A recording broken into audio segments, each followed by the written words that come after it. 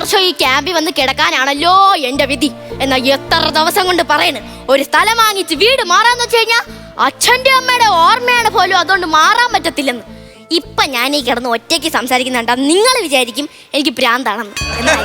എന്റെ ഭർത്താവിന്റെ കാര്യമാണ് ഞാൻ ഈ കിടന്ന് പറയണത്. എന്റെ പൊന്ന് തങ്കപ്പടി ചേച്ചി, ഒരാഴ്ച നല്ലൊരു സീരിയൽ കണ്ടിട്ട് ആ പഞ്ചാഗ്നിയിൽ അമൃതയുടെ കാര്യം എന്തോയോ എന്തോ. എന്നാലും എന്റെ മുരളി ഇത്രയും മഴ ഇവിടെ വന്നു, വെള്ളം പൊങ്ങി, ക്യാമ്പിൽ വന്ന്, എന്നിട്ട് ഈ ജയന്റെ ഫിഗർ ഇടിച്ചോണ്ട് ഇരിക്കാനുള്ള ഞാൻ സമ്മതിച്ചു. ആ പൊന്നമ്മ ചേച്ചി, നിങ്ങൾ വൈകിട്ട് വരെ എവിടെ വേണമെങ്കിലും പോക്കോ, എനിക്കൊരു കുഴപ്പമില്ല. പക്ഷെ രാത്രി നിങ്ങൾ എൻ്റെ അടുത്ത് തന്നെ ഒന്ന് കിടക്കണം. സ്നേഹം കൊണ്ടൊന്നുമില്ല, എനിക്ക് നാട്ടിലെ വാർത്ത അറിയാൻ വേറെ വഴിയില്ല. എന്ത് കഷ്ടമെന്ന് പറ. എന്താ നീ അവിടെ കിടന്ന് ബഹളം വെക്കുന്നേ? എന്തോ ബഹളം വെക്കുന്നേന്നോ, എനിക്ക് വയ്യ ഇനി ആ വീട്ടിൽ താമസിക്കാനായിട്ട്. എന്താ 6 മാസം കരയിലും 6 മാസം വെള്ളത്തിലും ജീവിക്കാൻ ഇനി എന്നെ കൊണ്ട് പറ്റൂല. 6 മാസം കരയിലും 6 മാസം വെള്ളത്തിലും ജീവിക്കാൻ ഇവളെന്താ നാമയോ?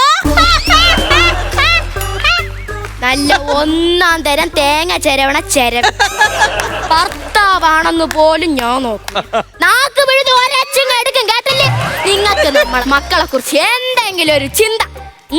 നീ അങ്ങനെ മാത്രം പറയരുത്. നമ്മുടെ പിള്ളേരെ കുറിച്ച് ചിന്ത ഉള്ളതുകൊണ്ടാണ് ഞാൻ ഇപ്പോഴും ആ വീട് മാറാത്തത്. എടി, എല്ലാ കുട്ടികളും 10 മാസം സ്കൂളിൽ പോകുന്നുള്ളൂ. നമ്മുടെ പിള്ളേർ അങ്ങനാണോ? വർഷം മുഴുവനും സ്കൂളിലല്ലേ? അത് ശരിയാ. അതുകൊണ്ട് ഇങ്ങാരും ആദ്യമായിട്ട് സ്കൂളിന്റെ പടി കണ്ടു. Excuse me, collector madam. Madam ഏത് ജില്ലയിലാണ് വർക്ക് ചെയ്യുന്നത്? നിങ്ങൾ എന്നെ കൂടുതൽ കളിയാക്കിയൊന്നും വേണ്ട. എത്രയൊക്കെ ആയാലും എല്ലാ പിള്ളേരെക്കാളും 10-ാം ക്ലാസ് വരെ ഏറ്റവും കൂടുതൽ പഠിച്ചത് ഞാൻ തന്നെ. അത് ഇവള് പറഞ്ഞ കാര്യം ശരിയാ. 10-ാം ക്ലാസ്, 7-ാം ക്ലാസ്സിൽ 4 വട്ടം, 8-ാം ക്ലാസ്സിൽ 3 വട്ടം, 9-ാം ക്ലാസ്സിൽ 2 വട്ടം, 23-ാമത്തെ വയസ്സിൽ 10-ാം ക്ലാസ് എഴുതി തീർന്നു ഇവള്. അല്ലേ, ഞാൻ ഇന്നലെ കിടന്ന 3-ാം ക്ലാസ്സിന് ബെഞ്ചെന്തേ? അതല്ലേ രാവിലെ കഴിച്ചത്? ബെഞ്ചല്ലെന്ന്. രാവിലെ പുട്ടും കടലക്കറിയും കഴിച്ചായിരുന്നോ? ആ പുട്ടും കടലക്കറിയും ഉണ്ടാക്കാനുള്ള വിറക് പിന്നെ ആര് കൊണ്ട് തരും? ദൈവമേ, ഇവളെ ബെഞ്ച് വെട്ടിക്കറി അടുപ്പത്ത് വെച്ചേക്കുന്നു. പിന്നെ നിങ്ങൾ ഇങ്ങനെ വെപ്രപ്പെടുന്ന ചേച്ചിമാരെ, നമ്മുടെ പഞ്ചായത്ത് പ്രസിഡന്റ് അല്ലേ പറഞ്ഞത് എന്തെങ്കിലും ആവശ്യം ഉണ്ടെങ്കിൽ ഡെസ്കോ ബെഞ്ചോ എടുത്തോളേ. പ്രസിഡന്റ് പറഞ്ഞത് നിങ്ങൾക്ക് കിടക്കാനോ ഇരിക്കാനോ ആവശ്യം ഉണ്ടായില്ല, അല്ലാതെ വെട്ടിപ്പൊളന്ന് അടുപ്പത്ത് വെക്കാനാണോ നീ പറഞ്ഞത്? ഇതിന്റെ അടുത്ത് നമ്മുടെ വീടിന്റെ കാര്യം എന്തോ മനുഷ്യ? നമ്മുടെ വീടിന്റെ കാര്യം അന്വേഷിക്കാൻ കളക്ടർ സാർ ഇങ്ങോട്ട് വരുന്നുണ്ടോ? നമുക്ക് നഷ്ടപ്പെട്ടൊക്കെ കിട്ടും. നമുക്ക് എന്ത് നഷ്ടപ്പെട്ടോ അതെല്ലാം കൊണ്ടുതരും. അല്ല, നമുക്ക് നഷ്ടപ്പെട്ട എന്തൊക്കെയാന്ന് ഓർമ്മയുണ്ടോ? ഉണ്ട്. പറ. എന്റെ 2 പവന്റെ വള, എന്റെ 5 പവന്റെ മാല, എന്റെ 3 പവന്റെ കൊലുസ്, ഇതൊക്കെയാണ് പോയത്. എടി രമണി, നമ്മുടെ വീട്ടിൽ വെള്ളം കയറിയിട്ടാണ് നമ്മൾ ഇവിടെ വന്നേക്കുന്നത്, അല്ലാതെ കള്ളം കയറിയിട്ടല്ല. ജില്ലാ കളക്ടറാ, അല്ലാതെ ജ്വല്ലറി ഓണറല്ല. മനസ്സിലായി. നിനക്കൂടെ നീ മാലയും വളയൊക്കെ വെള്ളപ്പൊക്കം വന്നപ്പോ ഒഴുകി പോയെന്നങ്ങ് പറയണം. നമുക്ക് കളക്ടർ ഉണ്ട്, തരൂലേ? മഞ്ഞ റോപ്പ് കഴുത്തേ കെട്ടി താലിയാന്നും പറഞ്ഞ് നാട്ടുകാരെ പറ്റിച്ചേർന്നതൊക്കെ ആ സ്വർണ്ണം. അല്ല, പുള്ളിക്കാരൻ പിന്നെ നമ്മൾ എന്തൊരു കഴിക്കാൻ കൊടുക്കും? നമുക്ക് നല്ല 1-ാം തരം ഫ്രൈഡ് റൈസ് കൊടുക്കാം. അത് കൊള്ളാം. ഫ്രൈഡ് റൈസ് ഇരുന്നിട്ട് എനിക്ക് രാവിലെ പുട്ടും കടലയും.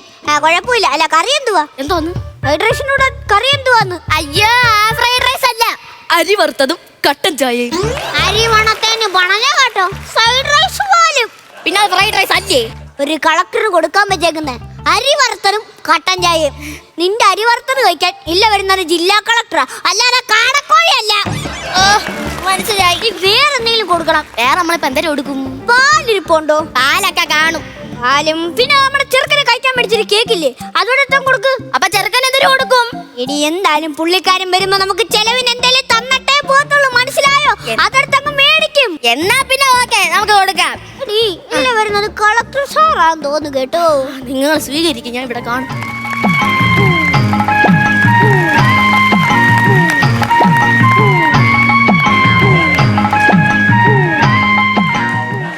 കാറിന്റെ ഫ്രണ്ട് വെക്കുന്ന പാടുന്നു. കളക്ടറാണ് മിണ്ടാഴ്ച അങ്ങോട്ട്. സാറേ ഇരിക്കണം. ഓക്കേ, പാലെടുത്തോണ്ട് പാടി. ഞാൻ പെട്ടെന്ന് എടുത്തോണ്ട് വരാം. സാറ് ഒരുപാട് യാത്ര ചെയ്ത് കാണുമായിരിക്കും അല്ലേ? നമ്മളെല്ലാരും ഒരുപാട് യാത്ര ചെയ്യുന്നവരല്ലേ സാറ് വന്നപ്പോ വഴിയൊന്നും തെറ്റിയായിരുന്നോ? വഴിയൊന്നും തെറ്റില്ല.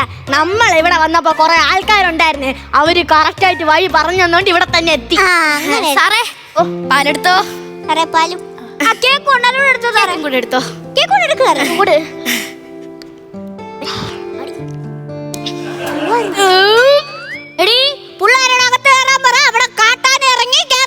അയ്യോ അത് കാട്ടാനേ അല്ല, ആരിയുടെ മുതുക്ക് പാൽ കുടിച്ചിട്ട് ഏമ്പക്കം വിട്ടേണ്. വീട് കിട്ടും കിട്ടിത്തരിഞ്ഞ മതിയോ സാറേ? മതി സാറേ, ഒഴുക്കിപ്പെട്ട് ഞങ്ങളുടെ വീട് പോയി സാറേ. എന്നിട്ട് എന്റെ 10 മൂട് വാഴ പോയി സാറേ. എന്നിട്ട് എന്റെ 5 കോഴിക്കുഞ്ഞുങ്ങൾ പോയി സാറേ. എന്നിട്ട് സാറേ എന്റെ കോളേജ് സർട്ടിഫിക്കറ്റ് പോയി. നിങ്ങളപ്പോ കോളേജിൽ പഠിച്ചേ? മെഡിക്കൽ കോളേജ് എന്റെ ബൈപ്പാസിന്റെ സർജറി നടന്നേ. ആ ശരിയാണ്, അതാണ് ഞാൻ നോക്കിയത്. പള്ളിക്കൂടത്തിന്റെ പടുവരും കാണാത്ത ഇങ്ങനെ ഇവിടെ നിന്ന് കോളേജിൽ പോവായി. രമണി, എന്റെ 2 മൂട് കിഴങ്ങും പോയി സാറേ. അതല്ലേ ഈ നിക്കണത്? അല്ല അതല്ലേ നിക്കണത്. 2 മൂടേ ബാക്കിയുള്ളു.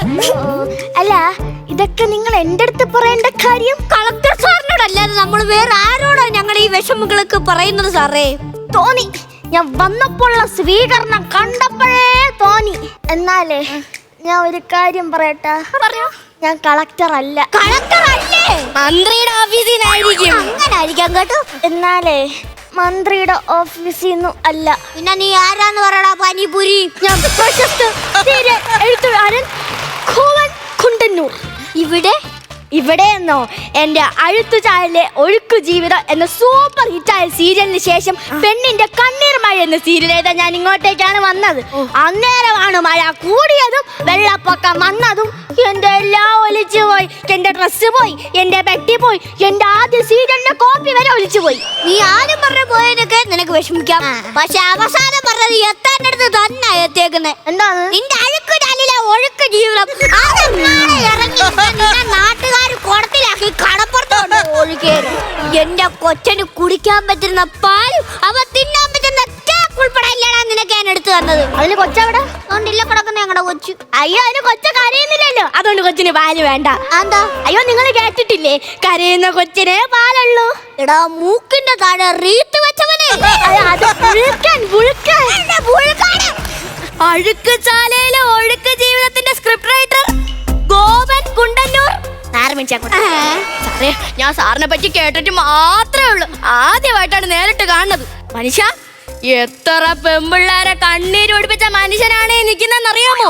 എന്നാലും എന്റെ സാറേ, ആ പാവം വീണെ ഭക്ഷണം പോലും കൊടുക്കാതെ ഇരുട്ടു മുറിയിൽ പൂട്ടിയിട്ടല്ലേ നിങ്ങളൊരു നീചനാണ്. നീ അങ്ങോട്ട് മാറിക്കേ.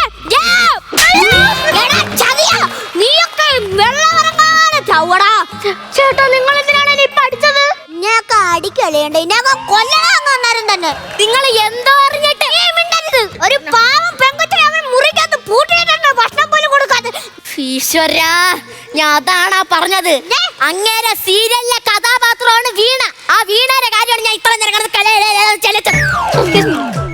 സാധനം തിരിച്ചാ നല്ല പേരെ വിളിച്ച് തഴമുള്ള കയ്യെന്റെ ഈശ്വരാ. നിങ്ങളതിനാ തിരിച്ചു വാങ്ങിച്ചത്? ഇപ്പൊ ഒന്നേ നിന്ന് അല്ലായിരുന്ന കാറ്ററും ഭീറ്ററും ഞാൻ അടി മേടിച്ചു. സാറേ, ഞാനൊരു കാര്യം ചോദിച്ചാ വിരോധം ഇല്ലെങ്കിൽ? ചോദിച്ചോളൂ. സാറിന്റെ ഏതെങ്കിലും ഒരു സീരിയലിൽ എനിക്കൊരു ചെറിയ വേഷം അഭിനയിക്കോ? അഭിനയിക്കാൻ അറിയുവാന്നോ? നിങ്ങൾ ഈ കാണുന്നതാണ് അവളുടെ ഏറ്റവും വലിയ അഭിനയം. അല്ല എന്തൊക്കെ ചെയ്യും? ഇവളെ കഴുത്തിന് പിടിക്കും, കുളിച്ചേർത്തി കൂമ്പിടിക്കും, തല പിടിച്ച് വെള്ളത്തിൽ മുക്കി വെക്കും. അയ്യോ, നിങ്ങൾ ഇവരെന്തൊന്നും ചെയ്യുമെന്നല്ല ചോദിച്ചേ. കുട്ടി എന്തൊക്കെ ചെയ്യും? ഞാൻ ഡാൻസ് കളിക്കും, പാട്ട് പാടും, പിന്നെ മോണാക്റ്റും ചെയ്യും. അല്ല ഇവള് ബാക്കിയൊന്നും ചെയ്തില്ലേ, ഇവള് അവസാനം പറഞ്ഞ സാധനം ചെയ്യും, അതെനിക്ക് ഉറപ്പാ. മോണോ ആക്ട്, മോണോ കൊണ്ടുള്ള ആക്ട്. അല്ല എനിക്ക് എന്തെങ്കിലും ഒരു പെർഫോമൻസ് കാണാൻ പറ്റുമോ? അതൊക്കെ കൊറേ നാളായി ഡാൻസ് ഒക്കെ കളിച്ചിട്ട്. എന്നാലും ഒരു കാര്യം നോക്കാം. അങ്ങോട്ട് വഴിമുടക്കി അങ്ങ് നിന്നോളും.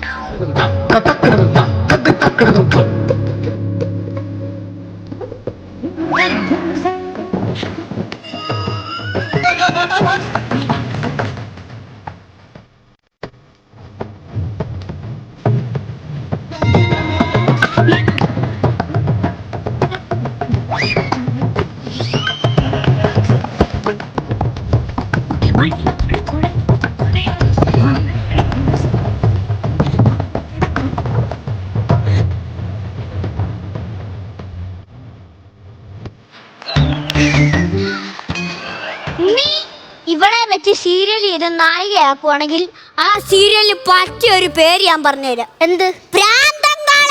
എന്നാ മുതുക്ക് ഒന്ന് കാണിച്ചേ. അല്ല, നമുക്ക് ഡാൻസ് അല്ല വേണ്ടത്, നമുക്ക് അഭിനയമാണ് വേണ്ടത്. ഞാൻ അഭിനയിക്കുകയും ചെയ്യും. പക്ഷെ ഒരു പ്രശ്നമുണ്ട്. എന്തോ? നമുക്ക് ഒരാളും കൂടി വേണം. ആ ഒരാൾക്ക് വേണ്ടി ഓഡീഷൻ നടത്തണം. എന്താണ് സാറേ റോള്? ഗുണമില്ലാത്തതിന്റെ ക്ഷണ ഭർത്താവ്. എന്തിന് സാറേ ഓഡീഷൻ? താണ്ട നിക്കണേ. എനിക്ക് അതൊന്നും ചെയ്യാൻ പറ്റത്തില്ല. എന്നെ വേണേ ഒരു വില്ലനാക്കിയാൽ ഞാനത് കിടുക്കാട്ടി അടിപൊളിയാട്ടി സൂപ്പറാക്കി ചെയ്യുന്നേ. അപ്പൊ നാട്ടുകാരുടെ ഇടികൊണ്ട് ചാവാനായിരിക്കും ഇങ്ങേർക്ക് വിധി. നിനക്ക് വല്ല ഭർത്താവല്ലോ ഉണ്ടാടാ ഇവിടെ നായികയാക്കി സീരിയൽ ചെയ്യാൻ? അല്ലെങ്കിൽ നിങ്ങൾ ഇന്ന് വരെ എന്റെ കലയെ പ്രോത്സാഹിപ്പിച്ചിട്ടുണ്ടാ? എടി, നിന്റെ കല ഞാൻ പ്രോത്സാഹിപ്പിക്കാത്തതിന്റെ കാര്യം അറിയാവോ?